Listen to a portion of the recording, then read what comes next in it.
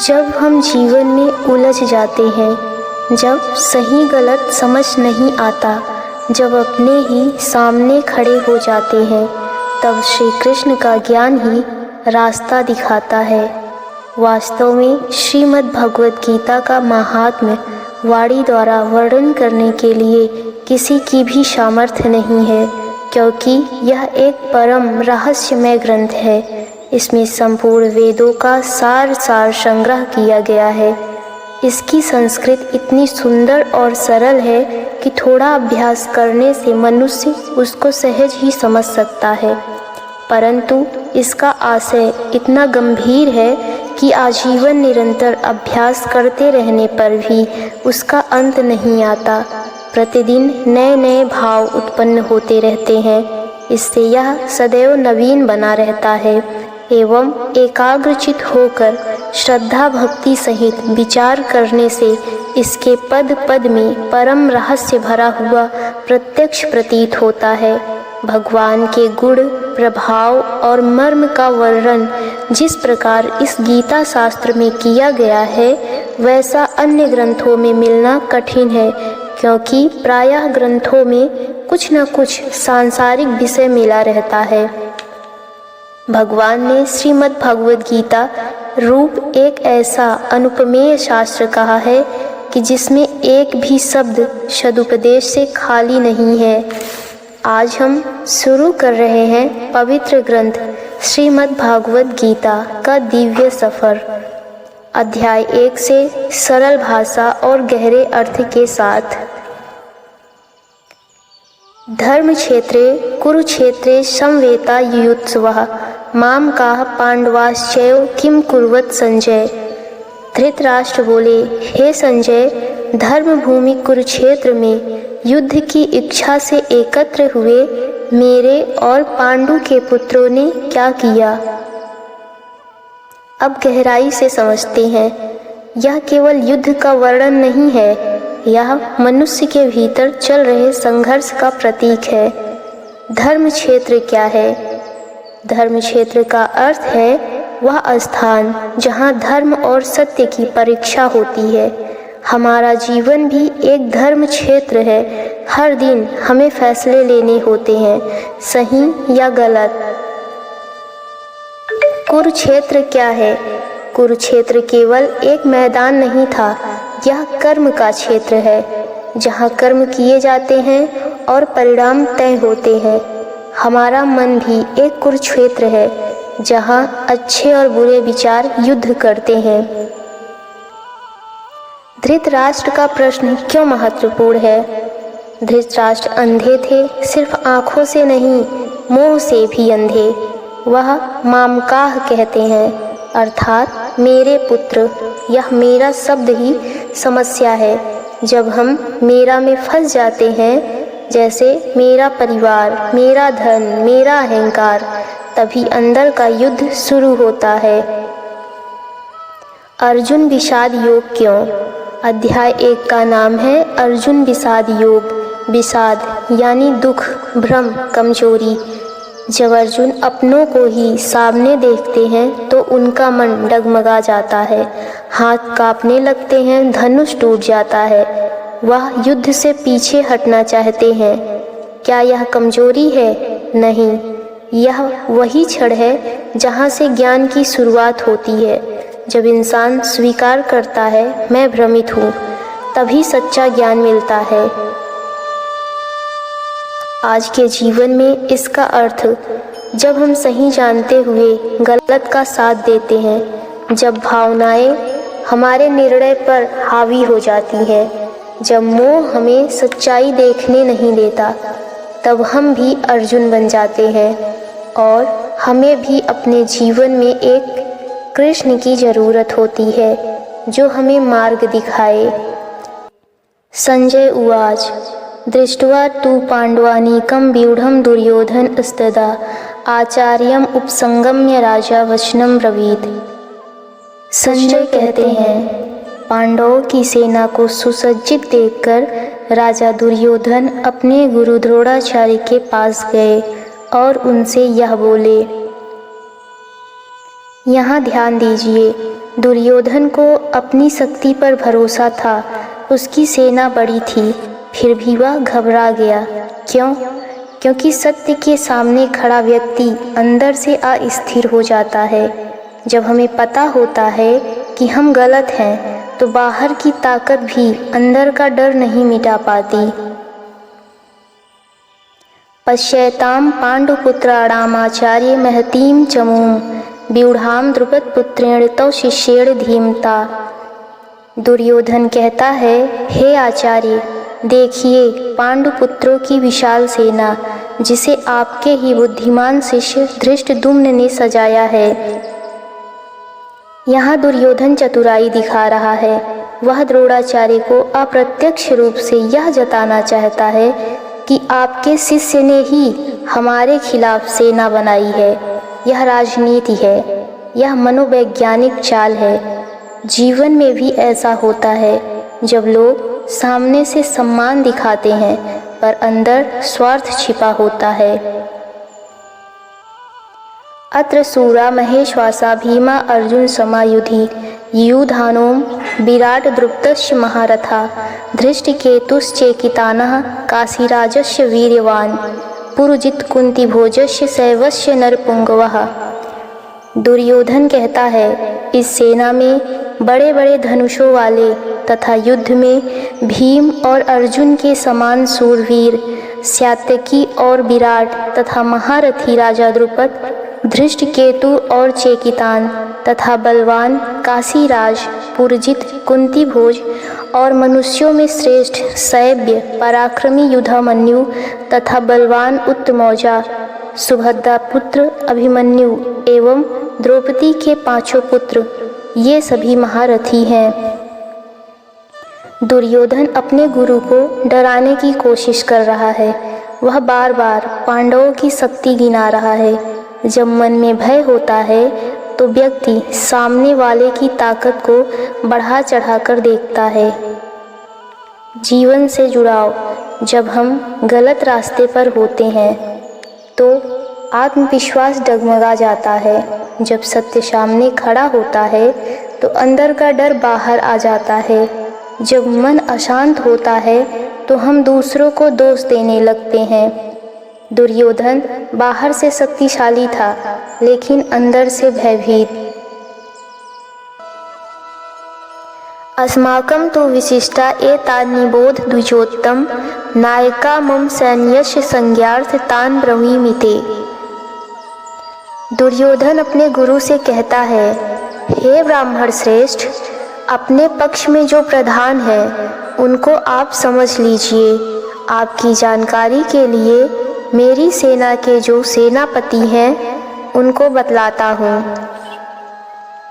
अब गहराई से समझते हैं। दुर्योधन अपने गुरु को यह दिखाना चाहता है कि उसकी सेना भी बहुत शक्तिशाली है, लेकिन इसके पीछे उसके मन में भीतरी अस्थिरता और भय भी छुपा है।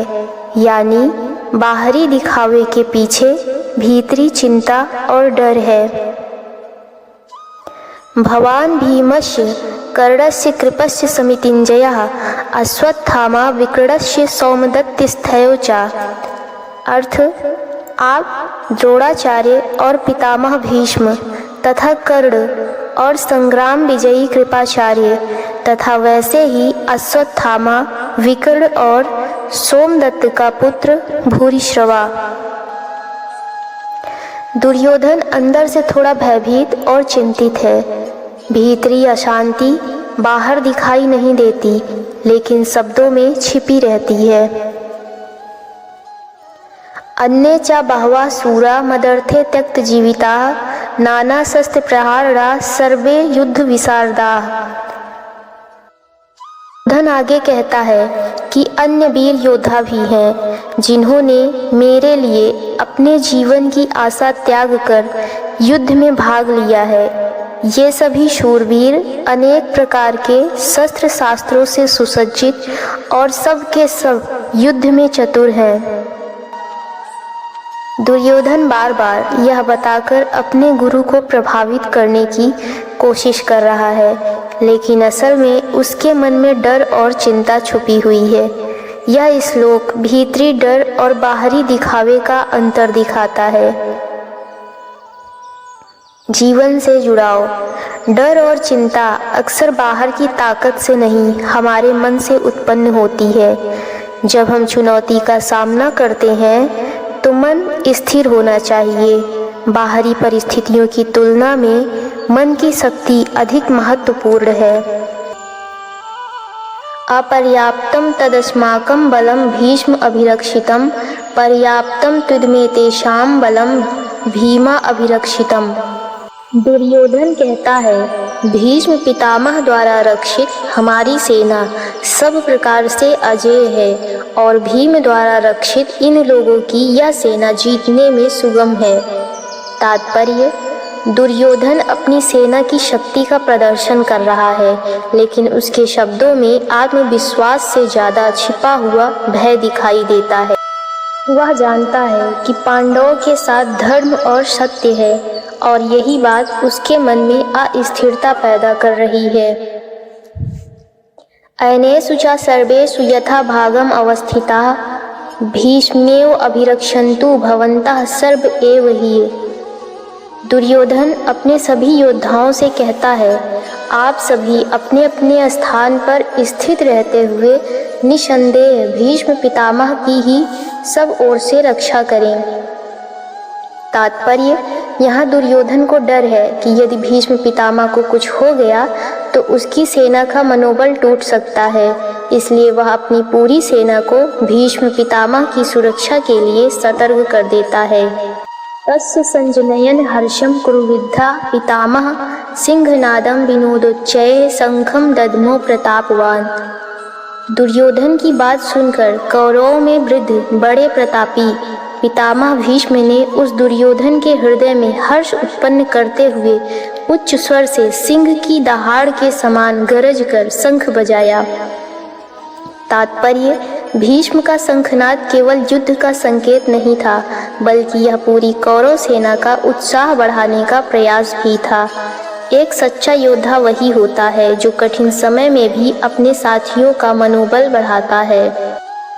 ततः शंखाश्च भैर्यस्य पड़वानक गोमुखाः सहसयो आभ्यहन्यन्त सा शब्द स्तोमूलो अभवत्। भीष्म पितामह के शंख बजाते ही कौरव सेना में शंख, नगाड़े, रणभेरी और ढोल एक साथ बजने लगे। उनका वह शब्द बड़ा भयंकर हुआ। तात्पर्य: यह दृश्य युद्ध की शुरुआत का प्रतीक था। दोनों सेनाएं पूरी तरह तैयार थी, लेकिन असली युद्ध केवल हथियारों से नहीं, बल्कि मन और विचारों की शक्ति से भी लड़ा जाता है। कुरुक्षेत्र की पवित्र भूमि पर युद्ध शुरू होने वाला है। दोनों सेनाएं आमने सामने खड़ी हैं और तभी गूंज उठता है दिव्य शंखनाद। यह केवल युद्ध की शुरुआत नहीं, बल्कि धर्म और अधर्म के संघर्ष की घोषणा है।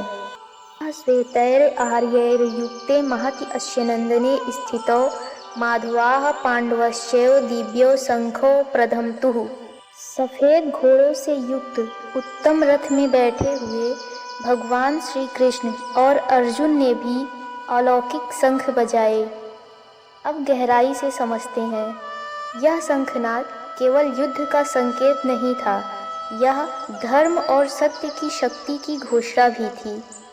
जहाँ भगवान श्री कृष्ण है वहाँ धर्म है, और जहाँ धर्म है वहीं अंततः विजय निश्चित होती है।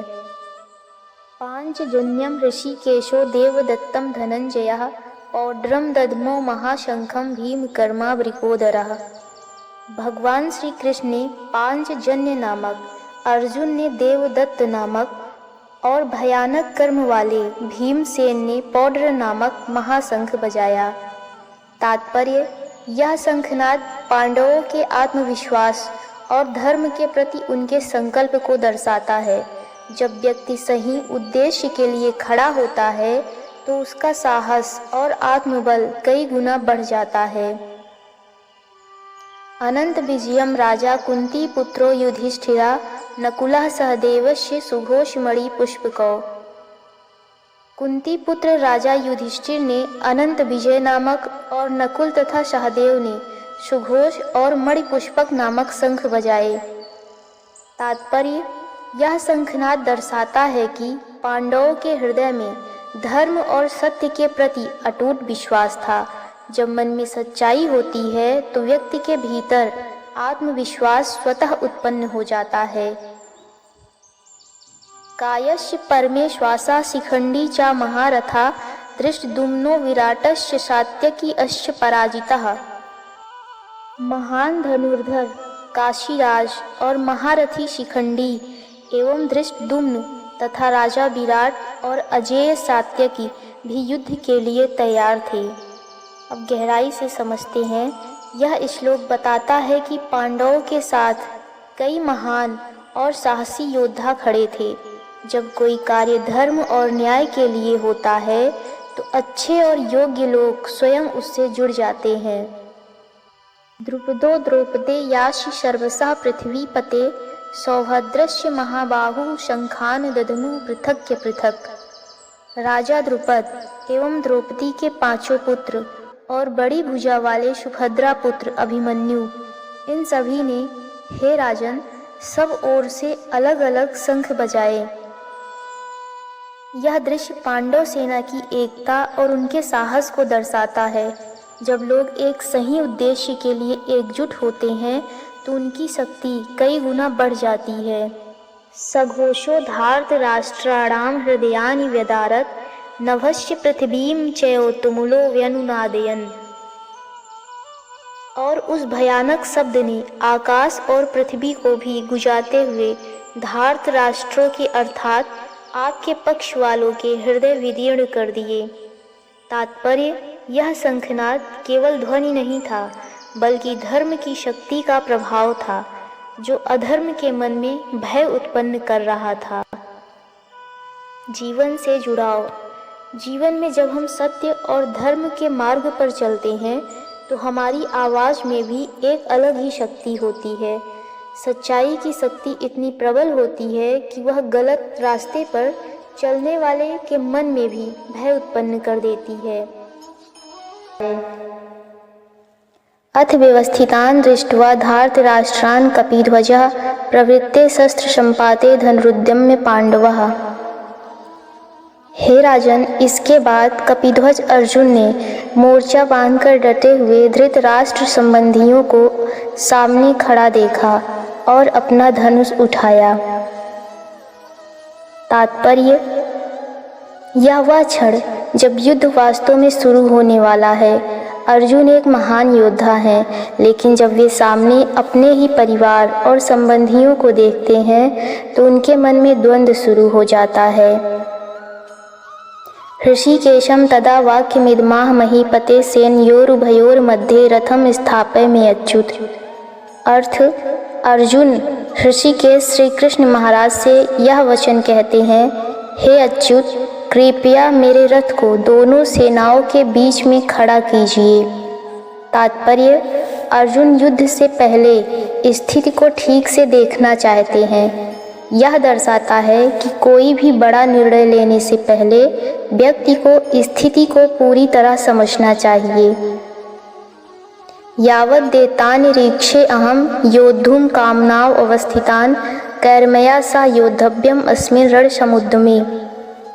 अर्जुन कहते हैं, जब तक कि मैं युद्ध क्षेत्र में डटे हुए युद्ध के अभिलाषी इन विपक्षी योद्धाओं को भली प्रकार देख ना लूं कि इस युद्ध रूप व्यापार में मुझे किन किन के साथ युद्ध करना योग्य है, तब तक उसे खड़ा रखिए। तात्पर्य, अर्जुन यह जानना चाहते हैं कि उन्हें किन लोगों से युद्ध करना पड़ेगा। यह केवल युद्ध नहीं है बल्कि अपने ही लोगों के विरुद्ध खड़े होने का कठिन निर्णय है। योतस्य मानान् वेक्षे अहम या एते अत्र समागता धार्तराष्ट्रस्य दुर्बुद्धे युद्धे प्रिय चिकीर्षवः। दुर्बुद्धि दुर्योधन का युद्ध में हित चाहने वाले जो ये राजा लोग इस सेना में आए हैं, इन युद्ध करने वालों को मैं देखूंगा। अर्जुन कहते हैं कि मैं उन लोगों को देखना चाहता हूँ जो दुर्योधन को प्रसन्न करने के लिए इस युद्ध में आए हैं। यहाँ अर्जुन समझते हैं कि कई लोग इस युद्ध में केवल दुर्योधन की इच्छा के कारण आए हैं। यह दर्शाता है कि कभी कभी लोग सही गलत समझे बिना किसी के साथ खड़े हो जाते हैं। जीवन में कई बार हमें ऐसे निर्णय लेने पड़ते हैं जहां सामने अपने ही लोग होते हैं। ऐसे समय में जल्दबाजी में निर्णय लेने के बजाय परिस्थिति को समझना और मन को शांत रखना आवश्यक होता है। एवं मुक्तो हृषिकेशो गुडाकेशेन भारत सेनयोरुभयोर्मध्ये स्थापयित्वा रथोत्तमम् भीष्मद्रोण प्रमुखता सर्वेषां च महीक्षिताम् उवाच पार्थ पश्यतान् संवेतान् कुरुनीति। संजय बोले, हे धृतराष्ट्र, अर्जुन द्वारा इस प्रकार कहे हुए महाराज श्री कृष्णचंद्र ने दोनों सेनाओं के बीच में भीष्म और द्रोणाचार्य के सामने तथा संपूर्ण राजाओं के सामने उत्तम रथ को खड़ा करके इस प्रकार कहा कि हे पार्थ, युद्ध के लिए जुटे हुए इन कौरवों को देखो। यहाँ भगवान श्री कृष्ण अर्जुन की इच्छा पूरी करते हैं। कभी कभी जीवन में परिस्थिति का सामना करने के लिए परिस्थिति के बीच में खड़ा होना पड़ता है। तत्र पश्यति स्थितान् पार्था पितृनथ पितामहान् आचार्यान् मातुलान् भ्रातॄन् पुत्रान् पौत्रान् सखीं स्थिता। इसके बाद पृथापुत्र अर्जुन ने उन दोनों ही सेनाओं में स्थित पिता तुल्य ताऊ चाचों को, दादों परदादों को, गुरुओं को, मामाओं को, भाइयों, पुत्रों को, पौत्रों को और मित्रों को देखा। जब अर्जुन ने अपने ही प्रियजनों को सामने देखा तब उनके मन में गहरा भावात्मक संघर्ष शुरू हो गया। स्वसुरान् सुहृदश्चयो सेनयोरुभयोरपि तान् समीक्ष्य स कौन्तेय सर्वान् बन्धून् अवस्थितान्। अर्जुन ने दोनों सेनाओं में अपने ससुर, मित्र और अन्य रिश्तेदारों को भी देखा। यह दृश्य अर्जुन के मन को विचलित कर देता है। उन्हें समझ आने लगता है कि यह युद्ध केवल शत्रुओं से नहीं बल्कि अपने ही लोगों से है। कृपया पर्याविष्टो विसीदन्निदं ब्रवीत् दृष्ट्वेमं स्वजनं कृष्णयुयुत्सुं समुस्थितम् शीदन्तिमं गत्राणि मुखं च परिशुष्यति वेपथुष्य शरीरे मे रोमहर्षस्य जायते। अत्यंत करुणा से युक्त होकर शोक करते हुए अर्जुन बोले, हे कृष्ण, युद्ध क्षेत्र में डटे हुए युद्ध के अभिलाषी इस स्वजन समुदाय को देखकर मेरे अंग शिथिल हुए जा रहे हैं और मुख सूखा जा रहा है तथा मेरे शरीर में कंप एवं रोमांच हो रहा है। युद्ध की बात करना आसान होता है पर युद्ध करना कठिन। ऐसा ही अर्जुन के साथ भी हुआ। अर्जुन अपने ही लोगों को देखकर भावनाओं में टूटने लगते हैं। उनका मन और शरीर दोनों कमज़ोर पड़ जाते हैं। जब जीवन में अपनों के खिलाफ खड़ा होना पड़े तो सबसे बड़ी कमजोरी बाहर नहीं अंदर होती है। गांडीवं संसस्ते हस्तक्षयो परिदहते न च सक्रोम्य वस्तुतामुं भ्रमति च मे मनः। हाथ से गांडीव धनुष गिर रहा है और त्वचा भी बहुत जल रही है तथा मेरा मन भ्रमित सा हो रहा है, इसलिए मैं खड़ा रहने को भी समर्थ नहीं हूँ। अर्जुन अपने दुख को बता रहे हैं। उनका दुख दोस्तों हमारी दुविधाओं से अलग नहीं है।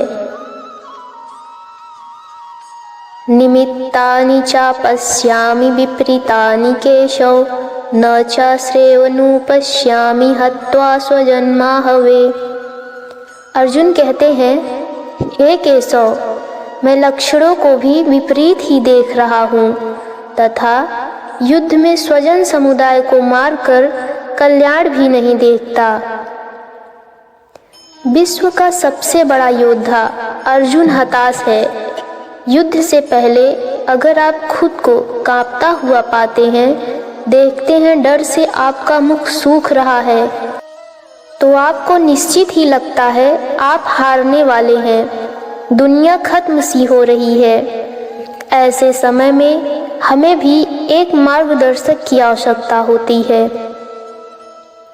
न कांक्षे विजयम कृष्ण न च राज्य सुखानि च, किम नो राज्येन गोविंद किम भोगैर्जीवितेन वा।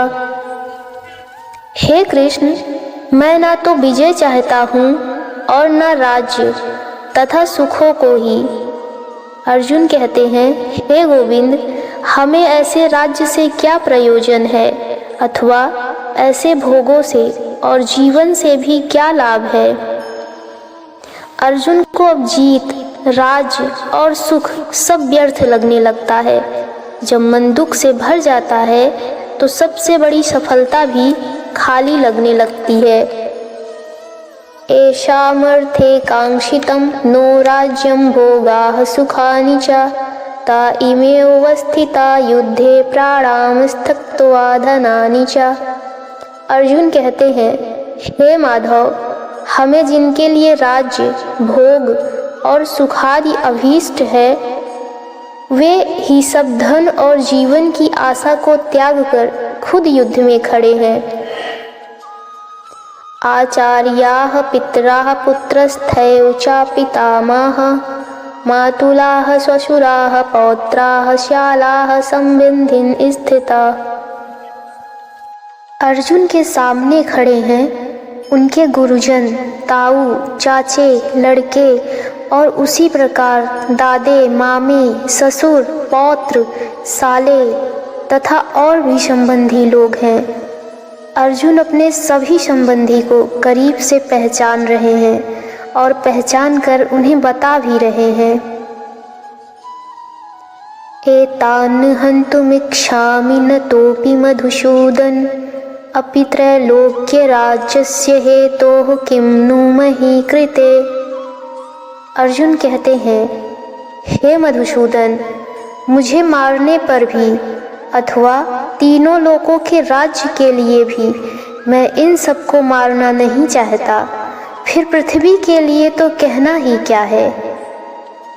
देखा दोस्तों, तीनों लोकों का राज्य भी अर्जुन को नहीं चाहिए। अगर उसके लिए अपनों का वध करना पड़ता है तो उसे वह बिल्कुल नहीं चाहिए। यहाँ अर्जुन के मन में करुणा और मोह दोनों है। उन्हें लग रहा है कि रिश्तों की कीमत पर मिली जीत नहीं होती। वे सोच रहे हैं अपनों को मारकर राज्य लेना व्यर्थ है, ऐसी जीत में सुख नहीं मिलेगा। सत्ता से बड़ा संबंध होता है, इसलिए अर्जुन युद्ध से पीछे हटना चाहते हैं।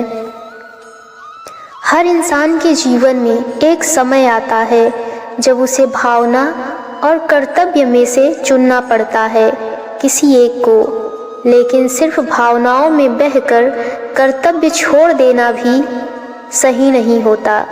इसलिए गीता हमें सिखाती है कि निर्णय भावनाओं से नहीं, सही धर्म कर्तव्य से लेना चाहिए।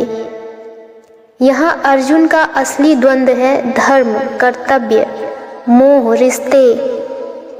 एक तरफ उनका कर्तव्य है युद्ध करना, दूसरी तरफ उनका दिल है अपनों को बचाना। और यही वो स्थिति है जब इंसान सबसे ज़्यादा टूटता है। आज हमारे जीवन में भी ऐसा होता है जब हमें सही का साथ देना होता है, लेकिन सामने अपने ही लोग होते हैं। तब हम भी सोचते हैं क्या सही है, क्या गलत है। हर सही निर्णय आसान नहीं होता है। कभी कभी सही रास्ता वही होता है जो दिल को सबसे ज़्यादा दर्द देता है। अगर आपने भी कभी ऐसा महसूस किया है तो कमेंट में ज़रूर लिखें। जय श्री कृष्ण। और इस गीता श्रृंखला को आगे बढ़ाने के लिए चैनल को सब्सक्राइब जरूर करें। जब अपने ही सामने खड़े हों, जब रिश्तों के बीच कर्तव्य आ जाए, तब मन टूट जाता है। अर्जुन भी आज उसी मोड़ पर खड़े हैं जहां दिल और धर्म के बीच संघर्ष चल रहा है। निहत्य धार्त राष्ट्रान्न का प्रीति स्यात् जनार्दन, पापमेवाश्रय दस्मान हत्वैतानात ताहिनः।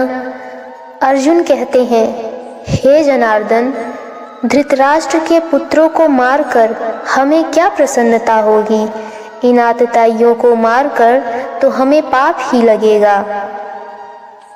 यहाँ अर्जुन धर्म और पाप के बीच उलझ गए हैं। उन्हें लग रहा है कि यह युद्ध ही गलत है। तस्मान्न नार्हा वयम हन्तु धार्तराष्ट्रान् स्वबन्धवान्, स्वजनं हि कथं हत्वा सुखिनः स्याम माधव। क्या अपने परिवार को मारकर सुखी रहा जा सकता है? इसलिए महाभारत को धर्म युद्ध कहा जाता है। जब ऐसा धर्म संकट हो तो क्या करें? अर्जुन पूछते हैं, हे माधव, अपने ही बांधव धृतराष्ट्र के पुत्रों को मारने के लिए हम योग्य नहीं हैं, क्योंकि अपने ही कुटुंब को मारकर हम कैसे सुखी होंगे? यद्यपि एते न पश्यन्ति लोभोपहत चेतसः, कुलक्षय कृतं दोषं मित्रद्रोहे च पातकम्। कथं न गेयम् अस्माभिः पापादस्मान् निवर्तितुं, कुलक्षय कृतं दोषं प्रपश्यभिः जनार्दन। यद्यपि लोभ से भ्रष्टचित हुए ये लोग कुल के नाश से उत्पन्न दोष को और मित्रों से विरोध करने में पाप को नहीं देखते, तो भी हे जनार्दन, कुल के नाश से उत्पन्न दोष को जानने वाले हम लोगों को इस पाप से हटने के लिए क्यों नहीं विचार करना चाहिए? आपका शत्रु किसी भी प्रकार का पाप करने को तैयार है, लेकिन आप समझते हैं जो गलत है, अनुचित है, वो नहीं करना चाहिए। इन दो श्लोक में अर्जुन ने इसी दुविधा को बताया है। कुलक्षये प्रणश्यन्ति कुलधर्माः सनातनः, धर्मे नष्टे कुलं कृतस्नं धर्मोऽभिभवत्युत। कुल के नाश से सनातन कुल धर्म नष्ट हो जाते हैं। धर्म के नाश हो जाने पर संपूर्ण कुल में पाप भी बहुत फैल जाता है। जहाँ परिवार खत्म हो जाता है वहाँ कुछ नहीं बचता। कुल का नाश होने का मतलब सब कुछ खत्म हो जाना होता है। ऐसी ही स्थिति में अर्जुन फंसे हुए हैं। अर्जुन को डर है कि यह युद्ध सिर्फ लोगों को नहीं मारेगा, बल्कि पूरे समाज की नींव हिला देगा। जब इंसान गुस्से या दुख में होता है तो वह बड़े फैसले लेने से डरता है, लेकिन हर कठिन परिस्थिति में हमें सिर्फ भावना नहीं, कर्तव्य देखना चाहिए, क्योंकि कभी कभी जो सही होता है वही सबसे कठिन होता है। अधर्माभिभवात् कृष्ण प्रदुष्यन्ति कुल स्त्रियः, स्त्रीषु दुष्टासु वार्ष्णेय जायते वर्णशंकरः। हे कृष्ण, पाप के अधिक बढ़ जाने से कुल की स्त्रियां अत्यंत दूषित हो जाती हैं, और हे वार्ष्णेय, स्त्रियों के दूषित हो जाने पर वर्ण संकर उत्पन्न होता है। परिवार की भलाई उसकी स्त्रियों पर निर्भर करती है। अगर कोई घर बनता है तो वह घर की महिला की वजह से बनता है। जिस घर में महिला नहीं होती तो कहते हैं कि उस घर का कोई भविष्य ही नहीं है। और अगर ये स्त्रियां दूषित या करप्ट हो जाएं तो उसका क्या असर होता है? अर्जुन को डर है कि युद्ध के बाद समाज का संतुलन बिगड़ जाएगा, परिवार और संस्कार टूट जाएंगे। संकरो नरकायौ कुलघ्राणां कुलस्य च, पतन्ति पितरो शाम लुप्त पिंडोदक क्रियाः। वर्ण संकर कुलघातियों और कुल को नरक में ले जाने के लिए ही होता है। लुप्त हुई पिंड और जल की क्रिया वाले अर्थात श्राद्ध और तर्पण से वंचित इनके पितर लोग भी अधोगति को प्राप्त होते हैं। वर्ण संकर का यहाँ पर मतलब है जहाँ वर्ण या समाज की मर्यादाओं का सम्मान ना हो। गलत तरीके से गलत वर्णों के मेल से जब संतान की उत्पत्ति होती है वो सब कुछ खत्म कर देती है। इसलिए समाज के नियम बड़ी सोच समझकर बनाए गए हैं दोस्तों, और इतने हजारों वर्षों की सोच और उस नियमों को बिना सोचे समझे नहीं तोड़ना चाहिए। अर्जुन इसी बात का वर्णन कर रहे हैं। दोषे रेते कुलघ्राणां वर्ण संकर कारकः उत्सादन्ते जाति धर्माः कुल धर्माश्च शाश्वताः। अर्जुन ने कहा, इन वर्ण संकर कारक दोषों से कुलघातियों के सनातन कुल धर्म और जाति धर्म नष्ट हो जाते हैं। जहाँ वर्ण संकर होता है ना, वहाँ धर्म का नाश निश्चित है। वर्ण संकर की वजह से, जैसा कि अर्जुन ने बताया, कुल के धर्म का नाश होता है और जाति के धर्म का भी नाश हो जाता है। जब कोई अपने धर्म का पालन नहीं करेगा, अपने कर्तव्य का निर्वाह नहीं करेगा और समाज मनमानी करके कोई नियम नहीं मानेगा, तो फिर समाज कैसे रह जाएगा। समाज तो नाम ही कायदे और कानून का है, जहाँ सब सम्मान से बिना किसी डर के एक साथ रह सकें।